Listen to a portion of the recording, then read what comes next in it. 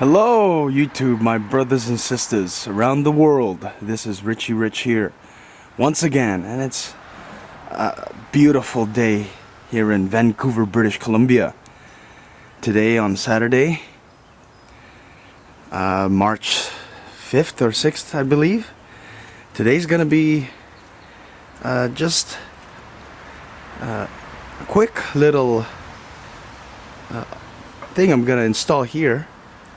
I took this out of storage this morning and drove it back home here after 3 months of just sitting. 93 octane gas in the tank with stabilizer, fuel stabilizer. Started up right away. I'm amazed. No struggle at all going down the highway doing 60 mile an hour continuous. Man, oh man, I love my Tercel. Anyways, so this is what we're gonna do today. Since I had to remove the aftermarket radio, the Sony Explode sound system with the subwoofers and the 6x9s at the back because of my collector status plates, I needed to put back the OEM radio. And long time ago my dad switched it up with a realistic cassette deck. That's long gone too. The original radio's long gone too. So this is what I'm gonna do. I'm gonna take the OEM radio from the 87 SR5 right here and install it in the Tercel. Now let's go inside the SR5. Alright, so let's step inside here. Oh, I love this SR5 too. So here is the OEM radio. Wait, let me just put this to neutral. Look at that. 1980s safety. All you have to do is press the brake and boom, you can switch it to whatever gear you want. So anyway, this is the OEM 1987 Toyota radio, model number 1426 right there. Toyota PLL synthesized AM/FM receiver. Yes, analog beauty. Look at this. Bass, treble, balance, fader, AM/FM, amplitude modulation, bandwidth. That's a really cool feature. There, we'll you know. There's no battery in the SR5 anymore. It's in the GTS, but this worked last time. Every single feature worked. The AM stereo button worked. Nothing doesn't work. I mean, nothing does not work, if that makes any sense. So 1, 2, 3, 4 Phillips screws, and we'll see what else we need to disconnect. So we'll be back. Take this off. Okay, so we got the 3 screws here that I've taken out. This one, on the other hand, you know, that one right there is being non-union. You know, it's a little bit tricky. Now that it's out, let's see. Now that most of the screws out, let's see if it comes out with these. I remember taking out this once in my black GTS for curiosity's sake. I didn't replace the radio at all. Yeah, this is being uncooperative. It's tight. There we go. Okay, it's loose now. Alright. It's just that is stuck. Okay, I'll be back and see if I can remove this non-union screw. Okay, put that there, and now this should just slide right off. Let me zoom out. Slide right off. Oh my god. If it doesn't fit, don't force it. If it doesn't fit, don't force it. Now this is a little tricky to remove. Last time I removed this, it's somehow hooked onto something, or you gotta bend it down for, oh my. I'm not breaking this, I know. I need there we go. Okay. So there it is, guys. Looks like we have to loosen these 1, 2, 3, 4 screws, and we'll be back. All right, sit rep. Now it amazes me how stuck on these Phillips screws were. Now, when I tried to just loosen it with the normal Phillips head screwdriver, I almost stripped two because I tried this one, that strip, sort of, and then I tried the next one. It was so tight and so stuck on that I had to, and I'm not setting this up. I had to look for, I was gonna use my adjustable wrench here, but I remembered I had two wrenches, that 3/8 and an 8 millimeter. They weren't so tight I had to consider using these, and this one, this 8 millimeter, fit perfectly, and I was so, you know, lucky, and they just loosened very well. So we're gonna loosen the last Phillips, and we'll see what we got. Untouched since 1987, probably built in 1986, late 1986, you know. Let's put that there, make sure don't lose that. We're gonna lift this. Okay, let's do this.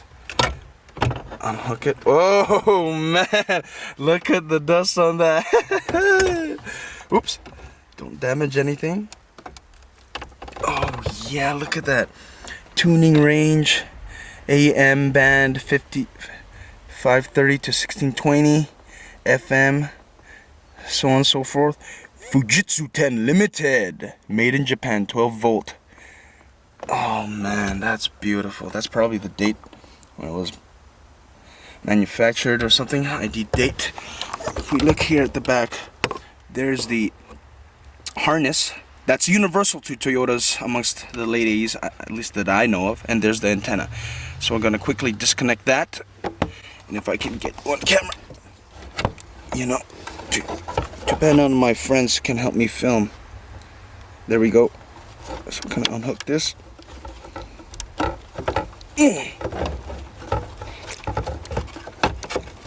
Ow! There, we got it. 1, 2. There's one right there. I'm gonna disconnect that. Oh, that was easy. So there. 2, and the antenna. Antenna should be. There you go. Focus so you can see what I'm doing. There we go. So we're gonna disconnect that. Careful. Make sure. Go back. Go back. Okay. It's hard filming with one hand, guys, you know? There it is. In all its original 1980s glory. Alright, well, you know what they say. Every project has its hard part. I don't know what they say. Who cares, right? Anyway, I got all these screws that attach this mount to the radio itself. It was like 1, 2, 3, 4 on each side, 2 on each side. And this one right here with the vice grip, I was having a tough time with it because it was on, all of these were on so ridiculously tight. It's amazing. It was so tight, I had to unloosen the bejesus out of them. Except for one. This one, as you can see, is so stripped because I tried, so I even put penetrating lubricant on it. I stripped it like hell. I said, I don't know what am I gonna do now. Do I cut this? Then I thought, how's the mount for the Tercel will work? Blah blah blah. So anyways, after several frickin' tries on the vice grip, I finally loosened the damn thing. You guys don't understand how tight this was. It was amazing. Look at that. Focus. There it is. Alright guys, so now we're in the beautiful Tercel. You know what I mean? And it's basically a carbon copy of the SR5. You got 2 Phillips screws here, 2 Phillips screws there. But what makes mine unique is that there's a CB radio. You know, so we're gonna take off this cover, and we're gonna be more careful on this side now because, you know, you got the steering wheel and you got, you know, Lord only knows how hard it is to find this thing, this cover. You know, it's already scratched up. I don't want to make it more scratchy, you know, so we're gonna take this off. I'm gonna disconnect the CB and we'll go from there because there it is. Virtually it should just hook up fine because the harnesses are alike and the antenna is just the antenna cord. And so we'll see. And mind you, there's just two speakers. Two speakers, the stock OEM radio, Okay, we'll be back.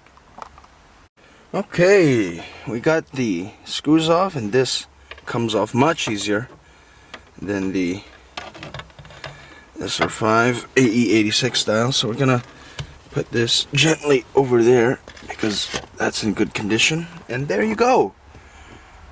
Alright, so there's the CB radio mount and all disconnected and stuff. So there's the harness. See, it's just the exact same thing as in the SR5 AE86, and the antenna cord is right there. And yeah, so I'll mount this. Mount it right on top here, plug in all the connectors, and we'll see if it works, and we'll be back. Okay guys, we have some very bad news. This harness doesn't fit the male end, doesn't fit the female end for the AE86 radio. That's a big bummer. So I made a decision, and we'll see if it works. I took the radio I got from Pick-a-Pull a while back when they were still open, from an 84, excuse the dirty garage, an 84 Cressida, right there. Look how cool that looks, with the double DIN setup, equalizer and everything. So what I'm gonna do right now is is disconnect the equalizer and just have the radio in here and see if it works. So we'll be back, man. We'll be back. Alright guys, that this first radio was a bit of a discouragement, but here I got the 84 Cressida OEM Toyota radio now with the equalizer disconnected, and now this harness here, it's cool, it extends so it's easier to hook up. So let's see if I can film this all at once here. Get you in there. Okay, let's see if...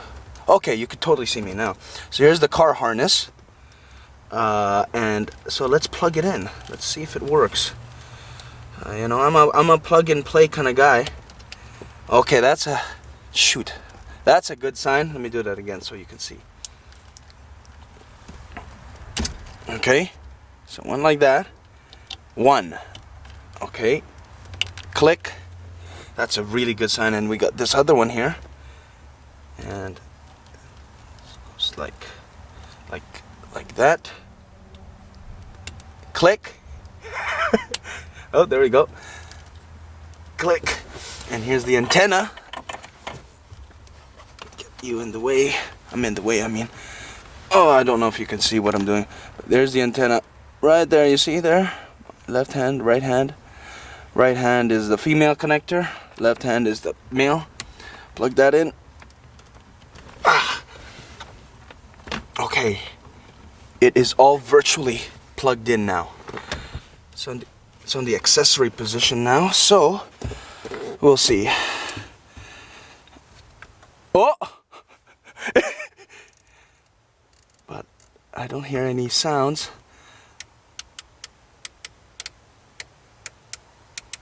And well, it powers on, but there's no speakers.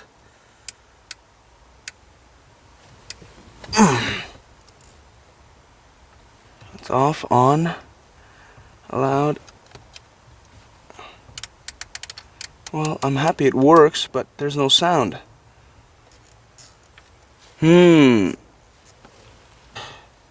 Well, guys, it could have been much worse, but hey, at least it got it powered on. I need to do some research here, and guys, thank you so much for watching. And I thought I'd be able to put it all back all back on, but you know, I'm a plug and play kind of guy. But hey, at least it got powered on. But anyways, thank you guys for watching and have a great day. Alright guys, so far it was a big huge bust. I thought with the SR5 right there, the radio, the stock radio with that, we'll just plug in and play in the Tercel, you know, but the harnesses didn't match up. So I got another radio from Toyota that I got at the junkyard a while back, and I disconnected the equalizer because it was a double DIN style. It was a top of the line model back in 1984. Came off of a deluxe Cressida. Anyways, I disconnected the equalizer because I didn't have any space for the CB radio. So I disconnected it, and as you saw in the video, it didn't work. It powered on, but it didn't work. I mean, it powered on and everything, but there was no sound. So, you know, I was so discouraged. It was such a lovely day. It was like half an hour ago. But then after much thinking, you know, I said to myself, okay, since it powers on and it got signal, it says ST and stuff like that, I said, how come it's not getting any signal? Well, maybe it's because it's not complete. Maybe it's because this radio needed to work with the equalizer attached to it. So this is what I did. Excuse me if I'm shouting. I attached the equalizer. There's the CB radio just over there on the side, disconnected. I attached the equalizer to it, back up to it. And guys, take a look at this. Look at that! Let's go AM band.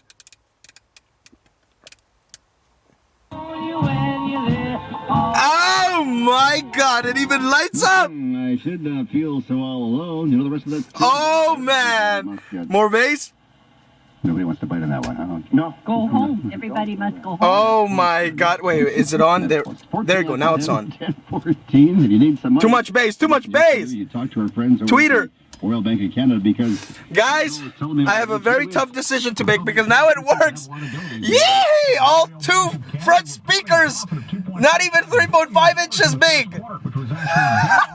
It even lights up. Thank you, God. So, this is what we're gonna do. I need to make a difficult decision right now on either installing this the way it is, bolt up to it, which posted a profit alone of $1.3 billion. Big question for the RBC. I mean, it's not hard.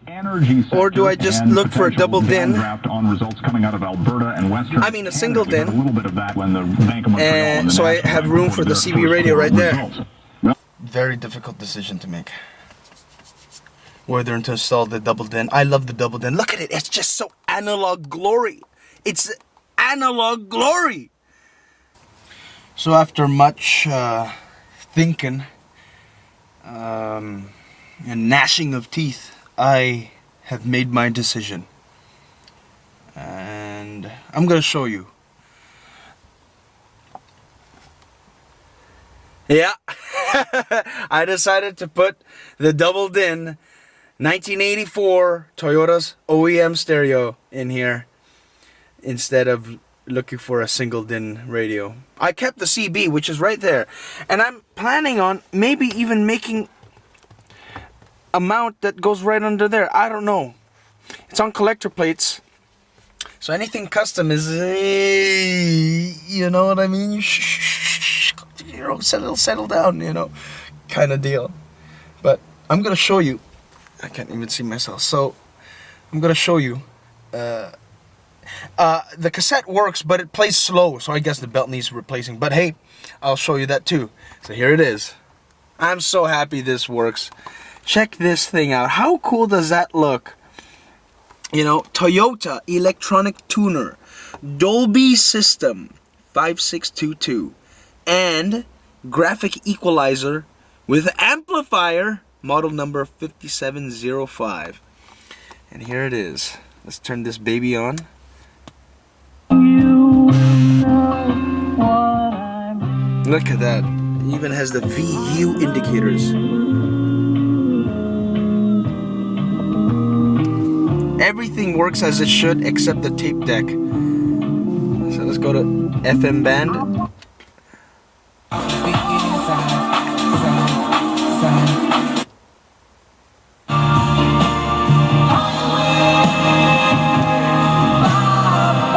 That's not bad for 2 small speakers. I don't know exactly what size. Alright, let's turn on. Let's put on the very best of the Bee Gees. And this is like some sort of a pirated copy from Mexico. And you know, I'm a sucker for the Bee Gees. I love the Bee Gees so much. I mean, check that tape out. Okay, so let's put this. So it runs a bit slow, so it might sound funny. Oh, there we go. Okay. You might not recognize that song, but you will recognize the song on the other side. See, it runs a tiny bit slow. Fast forward and rewind works though. Look at that. Oh, let's see what song is coming up next.